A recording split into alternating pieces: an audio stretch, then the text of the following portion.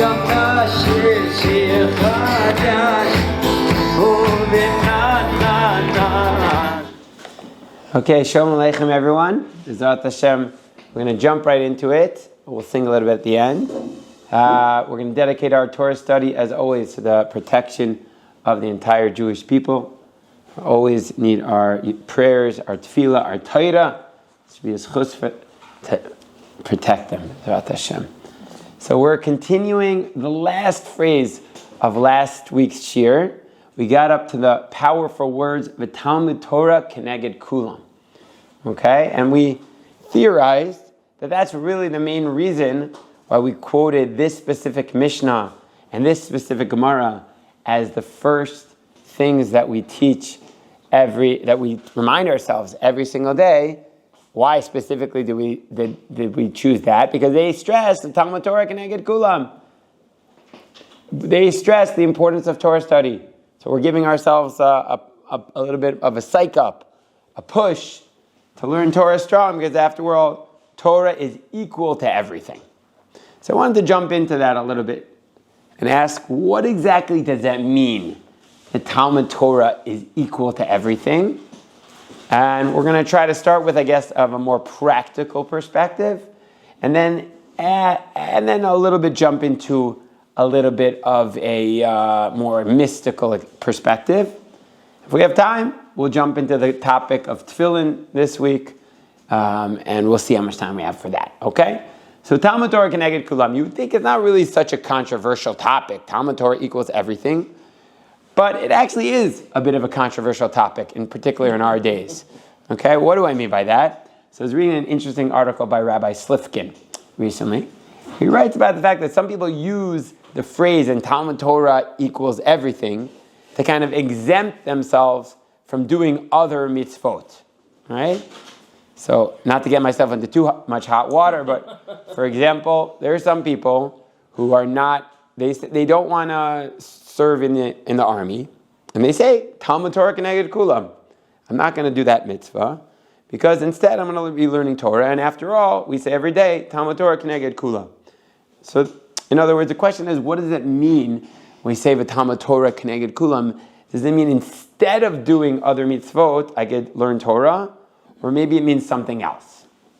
So that's what Rabbi Slifkin discusses in his interesting article in his new book, and he brings a few sources. Yeah. People use it to mean instead of chesed, instead of doing all the right things. Right, is that what it means? That maybe instead of going to help that lady cross the street, I'll just learn Torah, Talmud Torah keneged kulam. Or maybe instead of getting a job, I don't have to send my kids to get a job. I'll just learn all day, and Talmud Torah keneged kulam. That's the only mitzvah that I have to be concerned about. So there are a number of sources in Chazal which seem to indicate a different perspective. But let's first just jump into that question. What does it mean Talmud Torah keneged kulam? So there's a few Gemaras which say that there are other mitzvahs which are keneged kulam, which are equal to all the other mitzvahs. Anybody remember any other mitzvahs which are compared to fulfilling all of the other 612 mitzvot? What comes to mind, perhaps? Shabbos. The Gemara in Brachos, Daf Tet Amud Aleph in the Yerushalayim says, keeping Shabbos is equal to all of the other mitzvahs. Now, naturally that resonates within us. But wait a second, there's a little bit of a problem. I thought learning Torah is all the mitzvahs. How could Shabbos be all the mitzvahs? What else? What other mitzvahs are mentioned are equal to all the mitzvahs? Maybe like living in the land of Israel? Very good. It says in the Gemara in Avodah Zarah, Daf Hey, living in the land of Eretz Yisrael, fulfilling mitzvah of Yishuv Eretz Yisrael is keneged all the other mitzvahs. There's even halachic ramifications, maybe certain Isurei D'Rabbanan, we could do it even on Shabbos, sign the contract on Shabbos, because it's equal to fulfilling all the mitzvahs.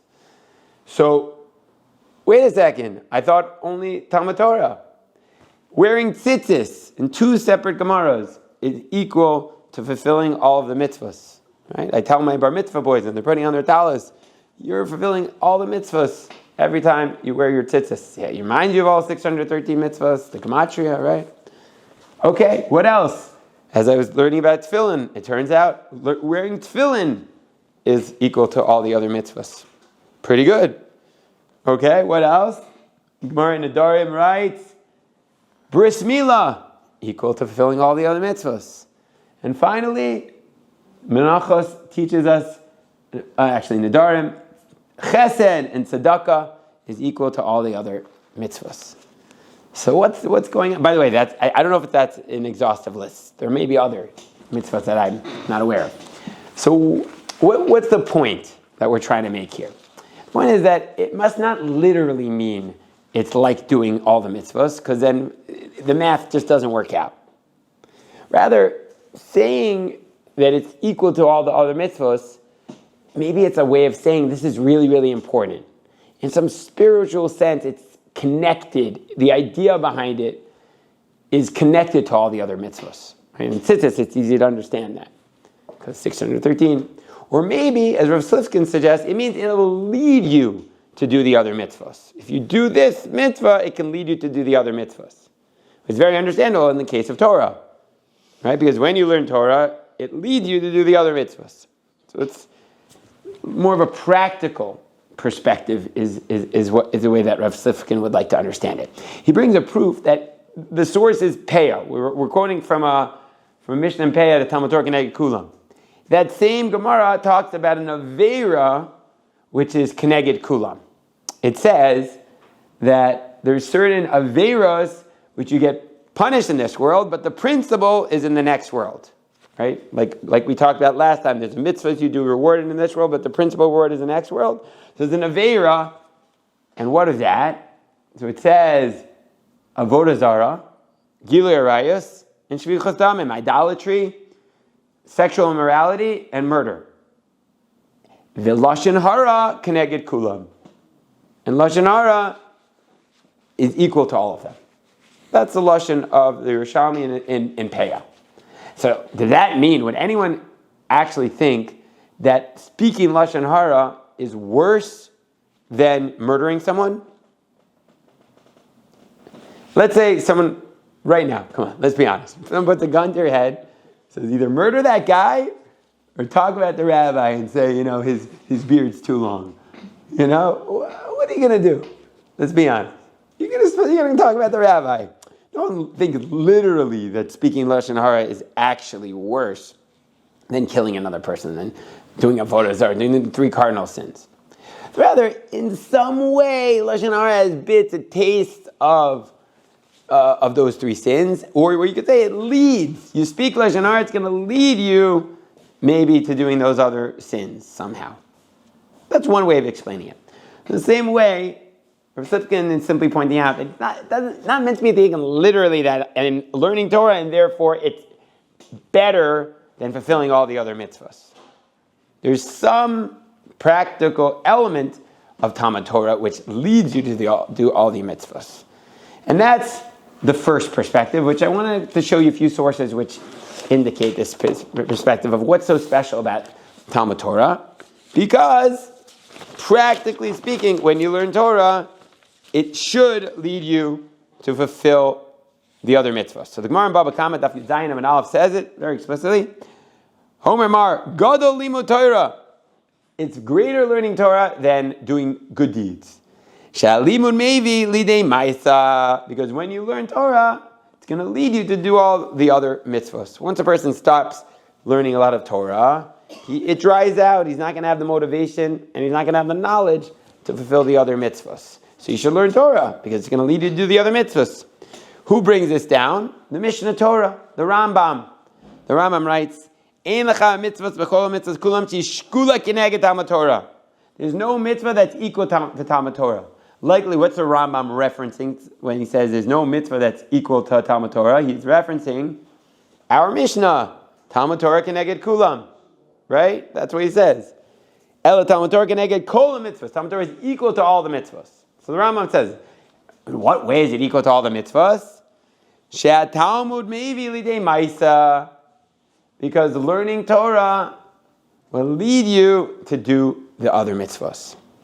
So why is Torah Keneged Kulam? Because it leads you to do everything else. It's not a replacement for everything else.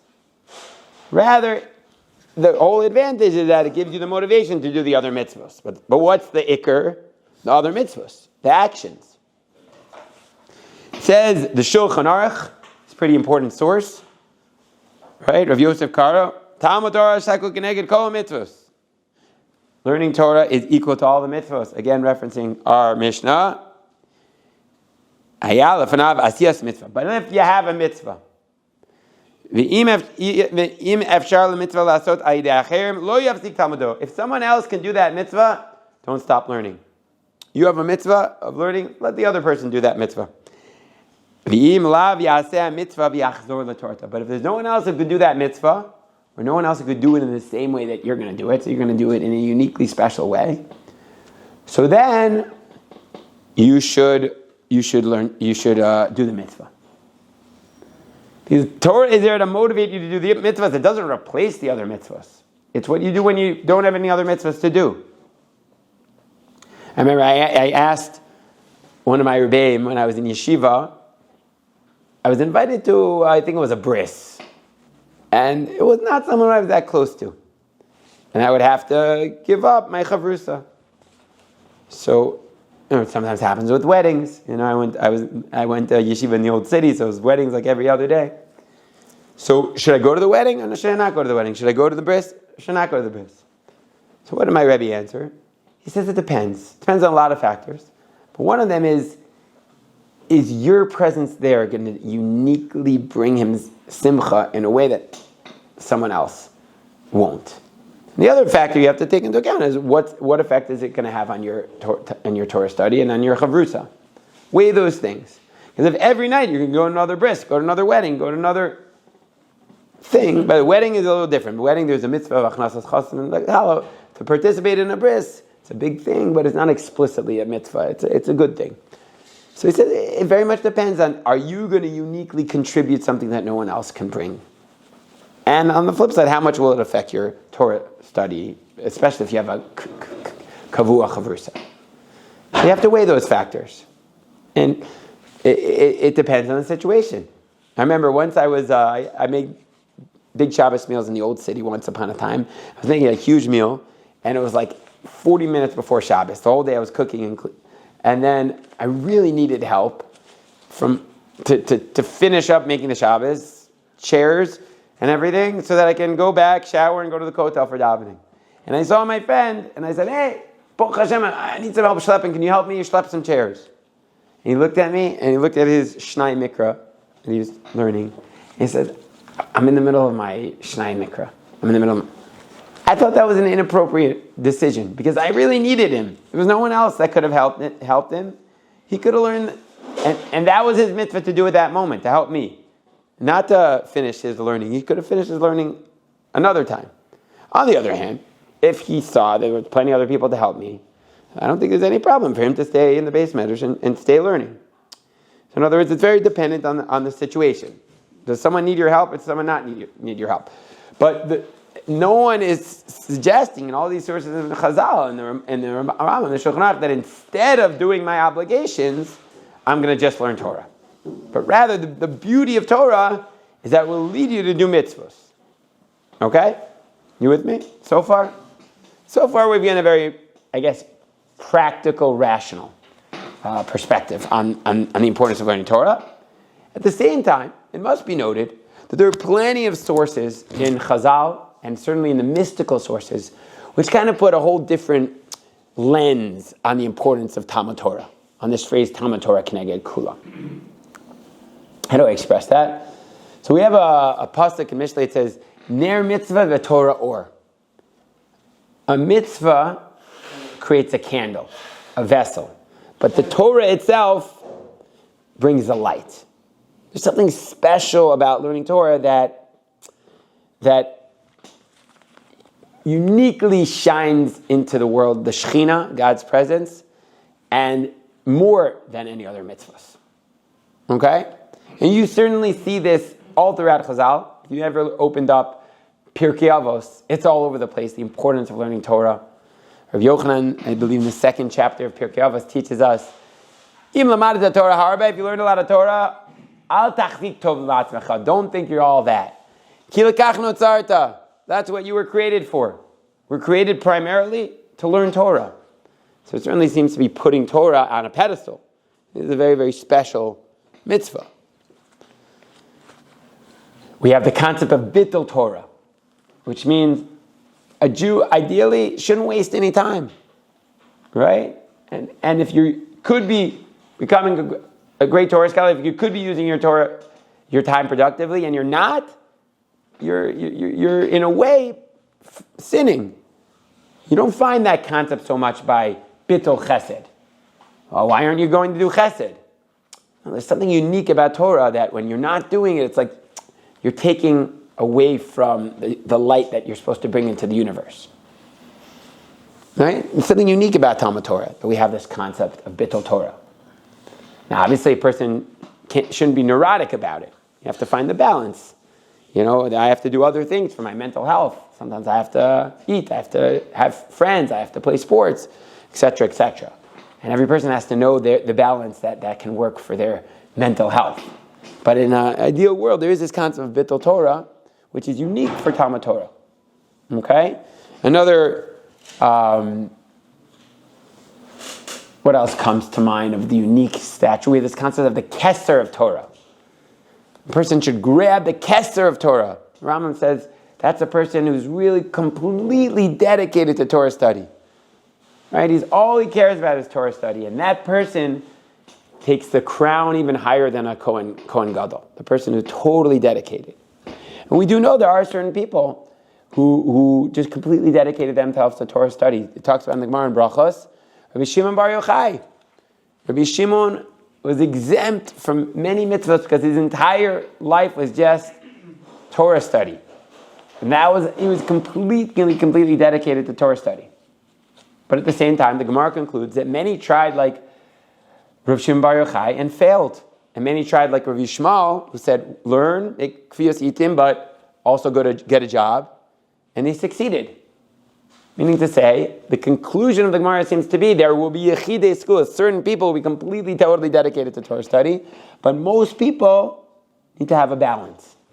You need to go to work and learn. And that's what the norm for the Jewish people. But you can't deny the fact that there is such an element of certain yechidei skula, certain special people who are totally, totally immersed in Torah. Right? And they shun all pleasures, pas the melech tochal, just eat dry bread, no extra pleasures. They're completely trusting God and immersed in the world of Torah and emunah and bitachon. Now this perspective is stressed in particular in many of the Kabbalistic works. So for example, Rav Moshe Alshich, he was a great darshan in Tzfat. And he writes that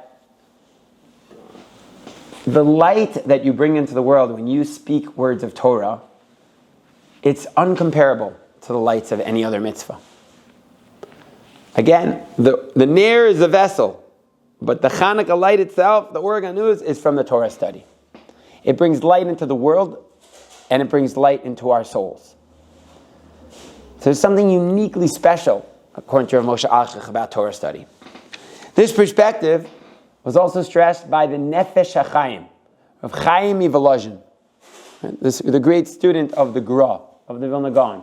And in the 4th chapter, which we should learn it inside one day, he goes on and on about how every word of Torah, it's having amazing, infinite effects on the supernal spiritual worlds, and that it's unbelievably powerful and brings so much blessing into the world.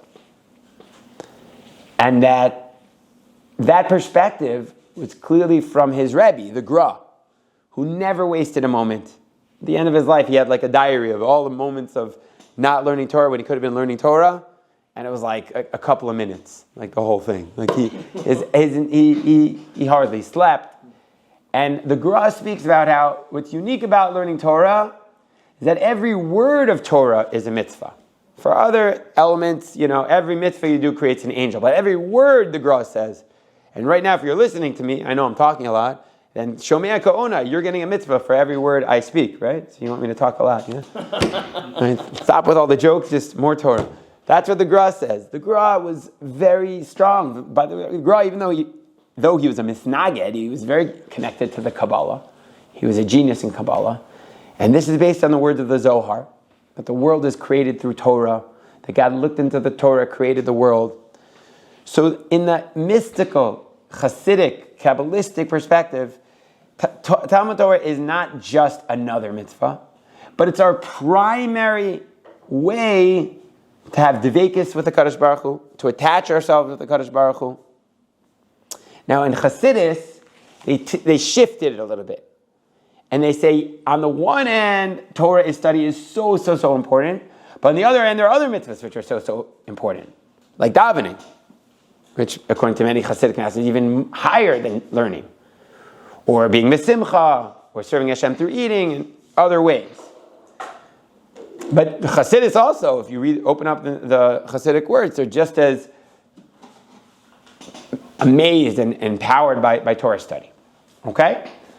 So, basically, where do I stand on this? Not that my opinion matters. I don't know. Let's read the words of the Pnini Halacha. My Rabbi, Rav Eliezer Malamed. He sums it up, at least for me, very beautifully. So we'll read it inside. HaMitzvah, Rav Eliezer Malamed, of course, is a author of Pnini Halacha. He's a Rosh Yeshiva in Har Bracha, and the Rosh Yeshiva there, the Yeshuv, and one of the greats of our generation, in my opinion. He writes, HaMitzvah chashuvah b'yoter b'Torah. The most important mitzvah in the Torah, he mitzvahs Talmud Torah, is learning Torah. Amru Chazal sheshkula mitzvah Talmud Torah keneged kol shar mitzvahs. It's equal to all the mitzvahs. Right? We heard that before. Chen amru sheschar shel mitzvah Talmud Torah shekul keneged schar shel kol mitzvahs. The schar you get, it's equal to all the other mitzvahs. Shtei sibot ikariyot. There's two main reasons for this. Aleph, b'lo limud lo nitan l'kayim et the mitzvah. If you don't know the mitzvah, you're not able to fulfill the mitzvah. Right? If you don't know what to do, you're just not going to be able to do it. By the way, I forgot to mention, another metaphysical principle is that there are certain mitzvahs that we're probably likely not going to encounter too much in our lives. Or hopefully we will when Mashiach comes, but it doesn't come up too often. But by learning about it, according to the Kabbalah, I'm actually fulfilling that mitzvah. So that's another advantage of learning Torah. Not just practical mitzvahs, but even mitzvahs like the Korban Tamid. I can't bring the Korban Tamid, but by learning about it every day, I'm actually fulfilling that mitzvah, according to the mystical masters. In any case, Shenis Malata Ruchanit Lamala Mikol Shar Mitzvahs. Its spiritual essence is higher than all the other mitzvahs. There's a practical and there's a spiritual. V'naveir. Davar barur shelo yidia b'rurai b'kliyim mitzvot u'pratehem lo nitayem l'kayim et mitzvot Torah aken yishna echrach shekol yudi yoda et kol yesodus hamitzvos. Every Jew needs to know the foundations of the mitzvahs.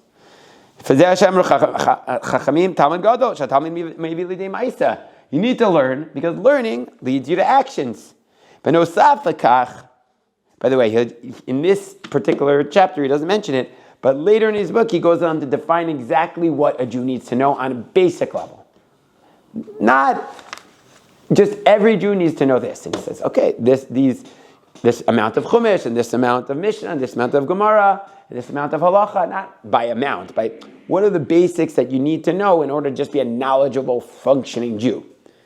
And once you read that, you realize, there's a lot to learn. There's a lot to learn. Just to finish his list, it'll take like Shana Daled without any stops. But that's what he writes down a little bit of Musar you need, a little bit of a Chassid, a little bit of Kuzari, and the Shulchan Aruch, of course, and so. But first of all, you need to be knowledgeable. You can't fulfill the mitzvahs if you don't know what you're doing. Of course, you would include the Shiur, you and Tefila, knowing what you're saying, right? That's the highest spiritually. Hadam murkav miguf u'neshama. We are all a body and a soul. All of the other mitzvahs are connected to the body.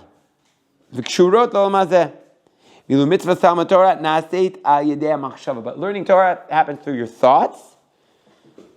I would also add in through your mouth. So it's the most spiritual mitzvah. When you learn Torah, I would also add and daven, your soul gets expressed. By learning, we lift ourselves beyond this world.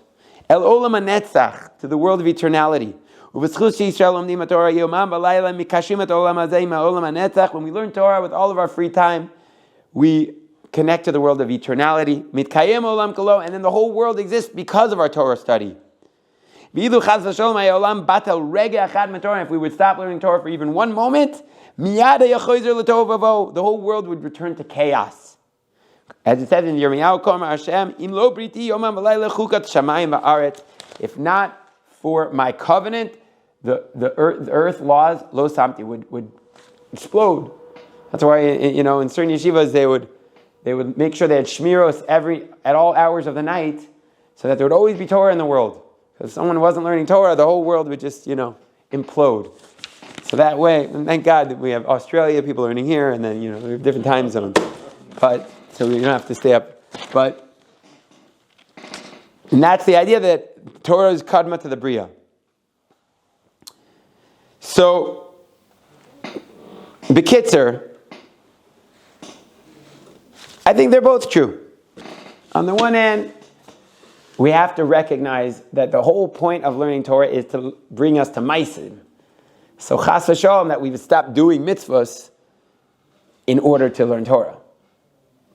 But on the other hand, when we are learning Torah and when we have free time and we're not immersed in some other mitzvah that needs to be done, we should recognize the unbelievable privilege we have to learn Torah, to do the most amazing spiritual mitzvah that connects us to our soul, that brings the Shekhinah down into the world.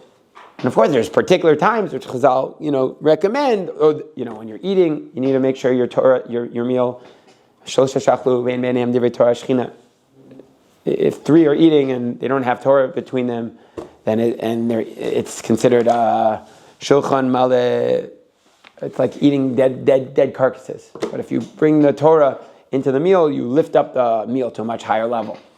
So when you're eating, and of course, we should always anchor our day in the Torah study, right for the first thing we do. We should make sure we set learning in the morning and at night. And all of our free time, when we're not doing other mitzvahs, we should immerse ourselves in Torah. And when we do it, we should recognize that we're so privileged. We're doing the most amazing spiritual mitzvah in the world. We're watering, let's say, you could put it like this, you're watering the trunk, which is going to have an effect on the whole, all the branches. It's going to give us the motivation, the desire to connect to Hashem and to do all the other mitzvahs. But at the same time, it shouldn't be instead of doing the other mitzvahs. We need to be able to find that balance, and each one, should find our own way to finding the right balance between doing and learning. Okay? So that's where I'm at in terms of this Talmud Torah connected, Kulam. And our second half of our Shiur, I wanted to dedicate to the next part of davening, something we haven't covered yet, but it's a little bit connected to our first part of the Shiur, and that's the mitzvah of Tefillin. Okay? What does Tefillin have to do with Torah? Any particular connection between those two concepts? Torah or Tefillah? Tefillin. Tefillin and Torah. And one of the psukim, Rav Nebenzahl writes, he just points out that it's written in the Torah. One of the reasons why we wear tefillin is Leman tiyeh Torat Hashem beficha. Should wear tefillin so that the Torah should be in our mouth. So from the Torah itself, we see that there's some sort of deep connection between tefillin and Torah. Interesting. And hopefully we'll get back to this topic. We will. From that, he postulates that it could be that might be one of the explanations why specifically men are the ones who are obligated to wear tefillin. Because men have, let's be clear, both men and women have an obligation to learn Torah. That's why, who says Birchas HaTorah in the morning? Everybody. Because both are obligated. There's one small difference. That men are obligated to learn those parts of Torah which are not practical, which have no practical ramifications. Very much relates to what we were saying before. There's a practical element of Torah. I need to know what to do. And then there's learning the whole daf, even though you know at the end of the day, this daf has nothing to do with my life. But there's some spiritual something out there that it's going to affect me. It's good for my soul when I learn that daf of Gemara. And men are obligated to do even the non-practical elements. The practical stuff too, don't forget about the practical stuff. And therefore that obligation is specifically on men more than women.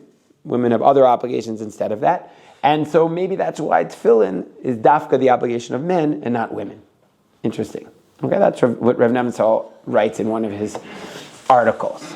There are other explanations as to why men specifically are obligated and not women.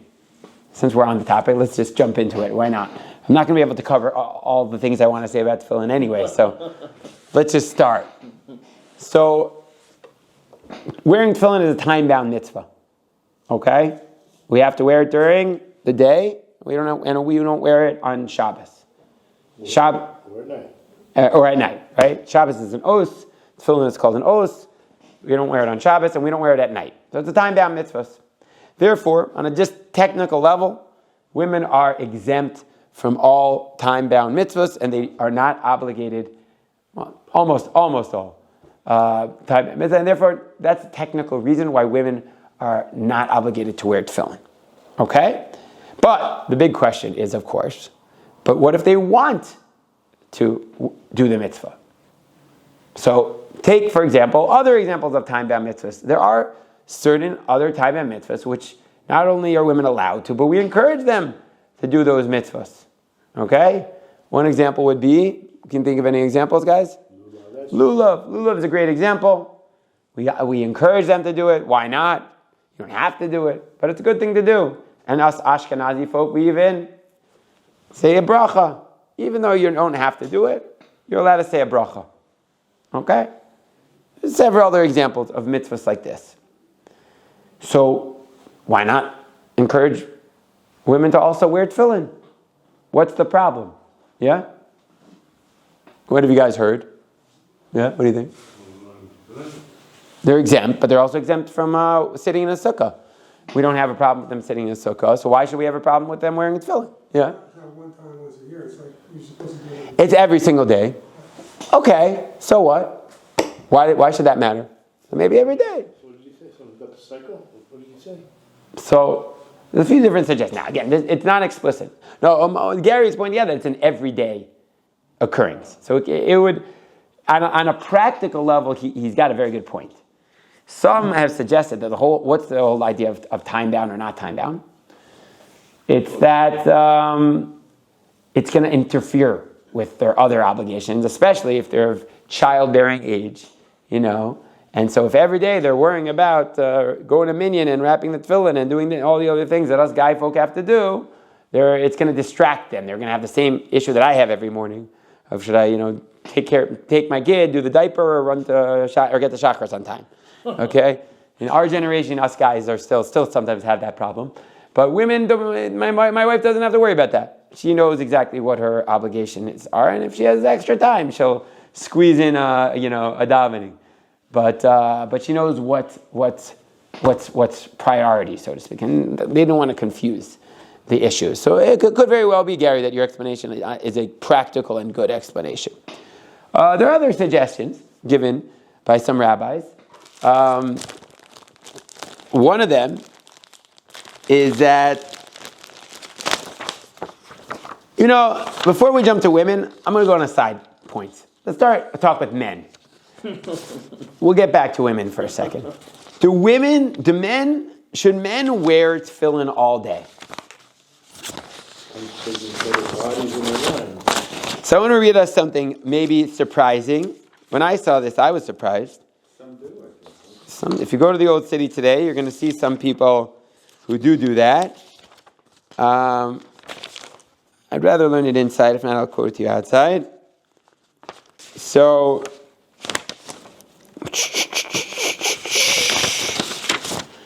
okay, I'll quote it outside and then I'll find it inside. It seems pretty clear that in biblical times, there's a lot of stories which indicate that men used to wear tefillin all day. There's a story of a guy running away from the Romans and he has to take his tefillin off. There's many stories. One of the great rabbis, he said, I never left, one of my zchuyot, why I had a long life, is because I never left Dalet Amos without tefillin, without tzitzis, and without Torah. He was always wearing tefillin.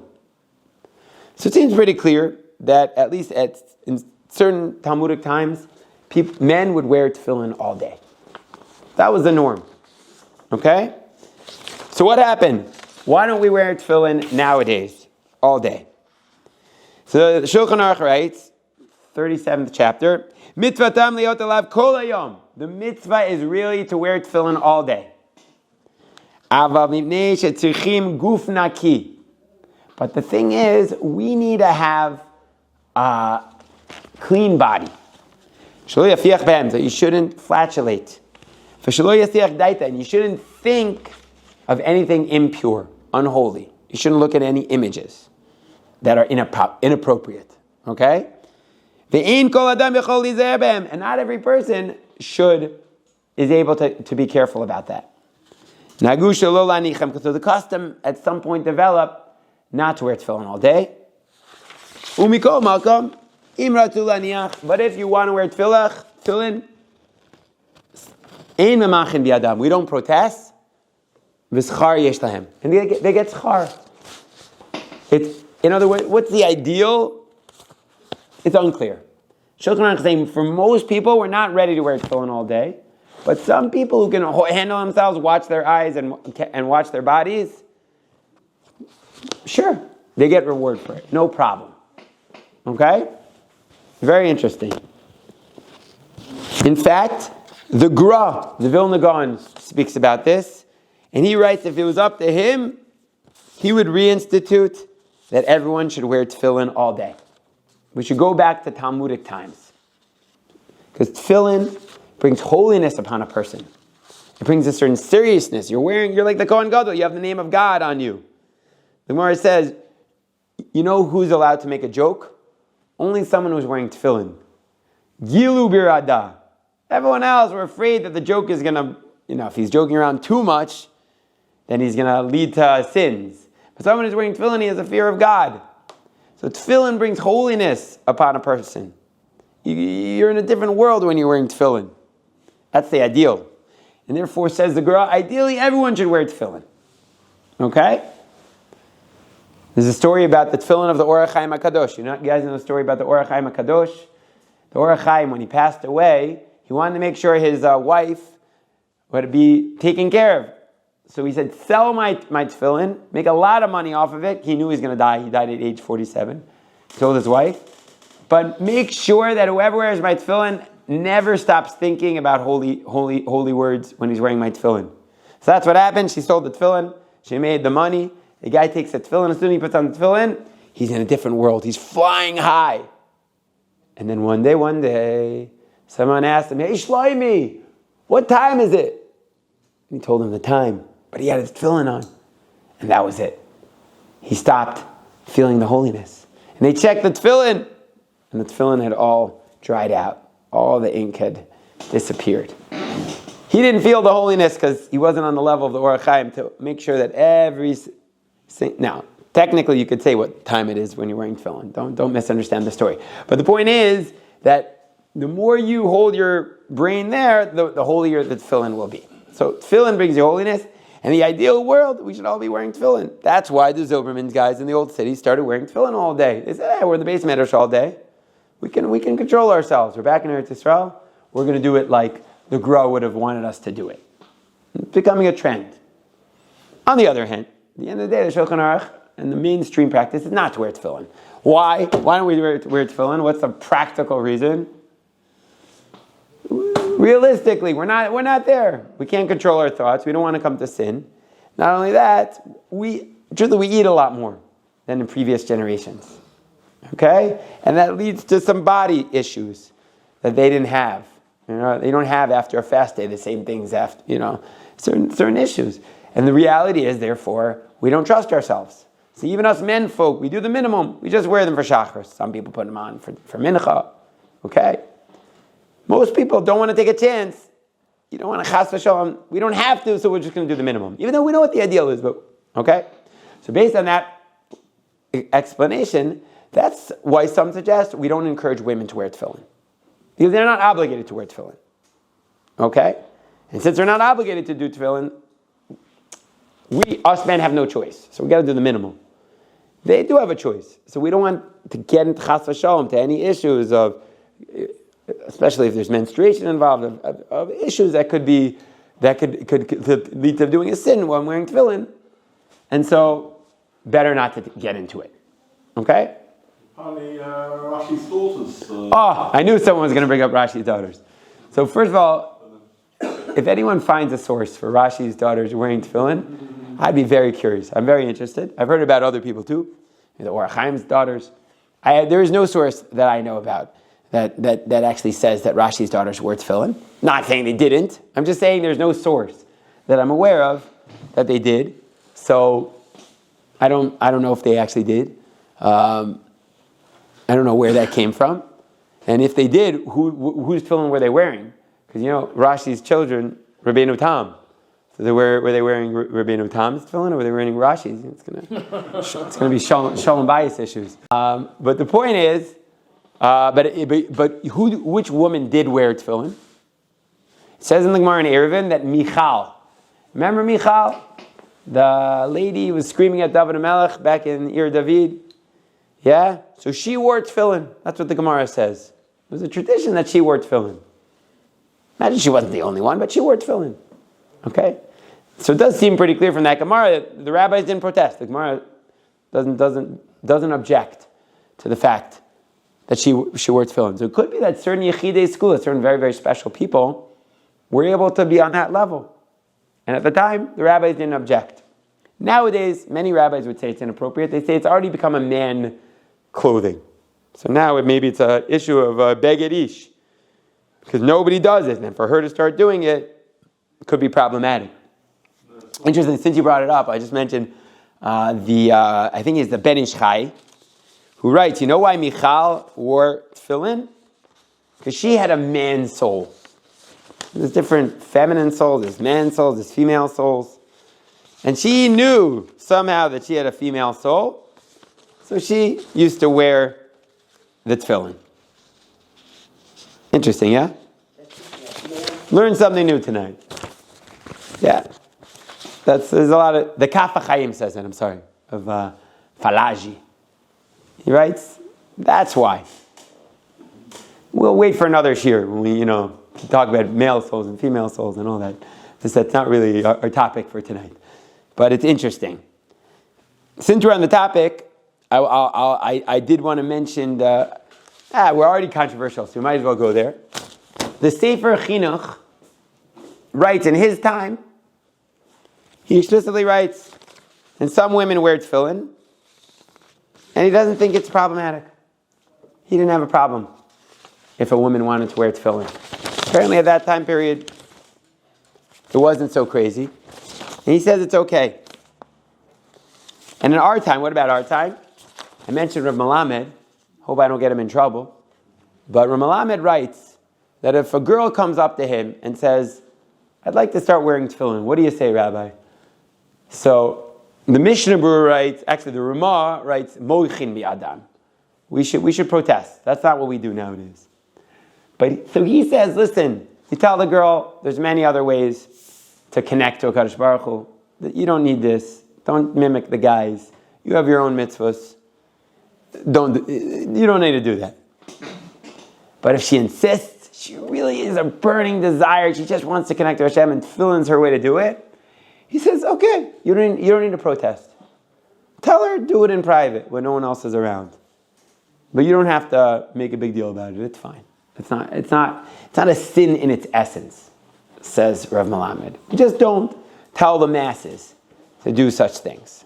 But at its core, Rav Melamed feels it's not really problematic. When I first read that, I was in shock. But that's what he says. And the sources do seem to indicate that he's on to something. Rav Aryeh Kaplan has a little bit of a different approach. He says, if you look in the Gemara, it talks about someone else who wears tefillin. It's not a man, it's not a woman. Who is it? Hashem. It says in the Gemara that Hashem himself wears tefillin. Okay? And what's written in his tefillin? The love of HaKadosh Baruch, the love of the Jewish people. A pasuk quoting how much he loves us. So tefillin that God wears is his way of expressing his love for us. Okay? By the way, what does that mean? What's the whole idea behind tefillin for us? Why do we wear tefillin in that case? To express our love of HaKadosh Baruch Hu. And that's the pshat. V'ahavta et Hashem Elokecha, love Hashem your God, ukshartem la'ot ayadecha. And bind that love of Hashem on your arm, and on your heart, and on your head, on your actions, and on your emotions, and on your intellect. Tie your middle finger, varastich li'olam, get engaged with Hashem. Tefillin is meant to be a tangible reminder of our love of God. It's like you love someone so much and they give you one little ring, and that's all your only physical way of connecting to them. So that's what tefillin is. It's our physical way of expressing our love to HaKadosh Baruch Hu. So what's tefillin of HaKadosh Baruch Hu? It's his physical way of expressing his love for Hashem, for us. Yeah? So Hashem wears tefillin. Now, what about women? Don't they want to express their love for HaKadosh Baruch Hu? So Rav Aryeh Kaplan suggests, based on various Kabbalistic sources, Rav Aryeh Kaplan is super well steeped in the Kabbalah, says they have a different way of emulating HaKadosh Baruch Hu that us men folk can't even come close to. And what's that? Well, there's a lot of things, but in particular one is giving birth. Giving birth is the most creative act possible. It's the most way to be like God is to be able to give birth. So built into the essence of a woman is this internal way of emulating God. Us men, we don't have that. So we need this external way of wearing tefillin to kind of connect ourselves to HaKadosh Baruch Hu. But in their essence, in women's essence, according to Maharal and many other mystical works, they're more connected to that spiritual essence, and therefore it's superfluous to have tefillin. They already have it. Some people like this approach. Some people find it, they don't like it. I find it to be true from my 38 years of life. I almost always find when I give an optional shiur, I used to work for like Bnei Akiva groups, and I give Shabbos afternoon, I'm giving an optional chabura. And 90% of the time, who would show up? If it was boys and girls? The girls. The girls are the ones who come up. It's funny, but it's true. I noticed it so much. And I've had opportunities to be teaching in girls' schools and teaching in boys' schools. It's just a different experience. I find when I teach boys, it's more fun for me, to be honest, but there's a lot of friction. There's a lot of every time I say something, at least when they're teenagers, it's an argument, it's a fight. They want to put their 2 cents in there. They don't want to just have the rabbi talk. When I go into the girls' schools, they just take out their pens. They're just taking notes. And any questions? Anything? The pin drops. No, it depends. They're different girls' schools and different. I'm generalizing here, but I do find from my personal experience that there is a little bit more of a natural. It's smoother. Spirituality, learning, davening. It almost makes more sense more naturally. And for us men folk, we have more egos. We have more physical stuff, kind of resistance. Again, I'm speaking in general terms, and some people will agree with this perspective. I find it speaks to me that really women they don't need to use their every free moment to learn Torah because they're tapped in. They're tapped into it. Us men folk, if we don't use every free minute to learn Torah, who knows? What we're going to be doing. So the Tefillin and the Torah are kind of binding us back to HaKadosh Baruch Hu. Don't go off the straight path. Come back to Hashem. Come back to Hashem. Because women folk in general may not need that to the same extent. If they do it, great. All the more so.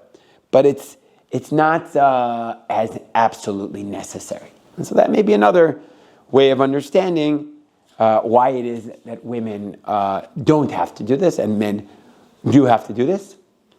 But anywho's, halacha l'maisa. For those of us who do have the opportunity every morning to wrap tefillin, What is chus? To mamish be binding ourselves and physically expressing our love of HaKadosh Baruch Hu, and feeling like we're bringing the Shechina, the Yud Kei Vav Kei, so many names of God onto our forehead, and mamish bringing it into our heart. What is chus? And for those who aren't wearing tefillin, physically, but to know that the name of Hashem is mamish there naturally, that's also a tremendous thing to just be aware of. Yeah. And that's sort of a difference between the emunah of women and emunah of men. Is perhaps men actually need to do something physical while laying tefillin, whereas I think women tend to have a more natural. Yeah, exactly. It could be that men need to do stuff to bring that emunah into them, whereas it's kind of the natural go-to of holy Jewish women neshamas. Yeah. Everything you said so far, for men, a man could do by himself. The one thing you mentioned for women, giving birth, a woman cannot do by herself. Interesting. Yeah. What do you say about women that they can do for themselves? Well, there's many mitzvahs that women specifically have that they can do. The most obvious one that comes to mind is hadlakas neiros, is Shabbos candles, which is a specific woman mitzvah where they don't need them men folk, and they can connect their neshamas on a higher level. I'm sure there are other things too that aren't coming to mind, but that's the first thing that comes to mind. Tov, Bezrat Hashem, we should be zoicha to pick up the signals either with our tefillin antennas or with our natural antennas. Pick up the love of HaKadosh Baruch Hu that's always flowing down into the universe. And we should be zoicha to learn Torah and wear tefillin with simcha. What is chus every day that we get to do these incredible mitzvahs. And I don't know what the tefillin song is. I don't know any really good shweki tefillin songs. So we'll go back to a Torah song to finish up our night together. Torah Hashem temimah, Torah Hashem temimah, Torah Hashem temimah, Meshiva nafeh. Torah Hashem temimah, hey Torah Hashem temimah, Torah Hashem temimah, meshiva nafeh. You know what, Chevra? There's one story that I wanted to say that always happens. The song brings down, so I want to end off with one last story. I see I have 2 minutes. I could pull it off. True story, I just read it. Incredible story. There was Chabadnikim. Chabadnikim love to wrap tefillin on the chevra. So they go up to an army base. They're going on a mivtza. And the army is like, sorry guys, I can't just let a bunch of random Chabadnikim onto the base. We got to get the okay. But he feels bad. These guys came all the way up north.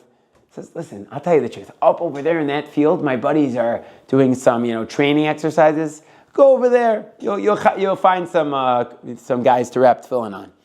So these two guys, they come out and then they put up the stand, and everyone on their free time. Why not free time? They put on their tefillin. You see in the army, everyone gets really into tefillin. It's also considered a protection to wear tefillin, especially in the army. So people love wearing tefillin, and everyone's wearing it except one guy. There's one guy who says, no, I'm not doing it. I say, why? It's something against religion. What's the big deal? Take 1 minute, you'll feel good.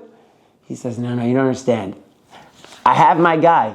I go to the kotel, and there's one guy, and he's the only guy who wraps my tefillin. And the truth is, I haven't seen him for a long time. I don't know where my guy is. I'm waiting to wrap tefillin with my guy. So they look at him, they take out their phone, and they show a picture. Is this your guy?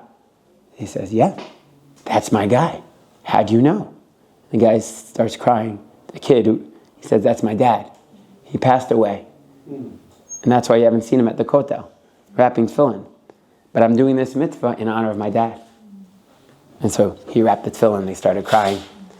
But if you think about it, that guy, there's no one else in the universe who could have gotten him to wear tefillin. Only that guy, that kid. So Hashem took the whole universe, to make sure that one Yid would wrap tefillin. So, what is chus? We should know what a privilege it is. What a chus it is to wear tefillin and to do all the mitzvahs. Shkaya, shkaya. Thanks everybody for coming. And we just.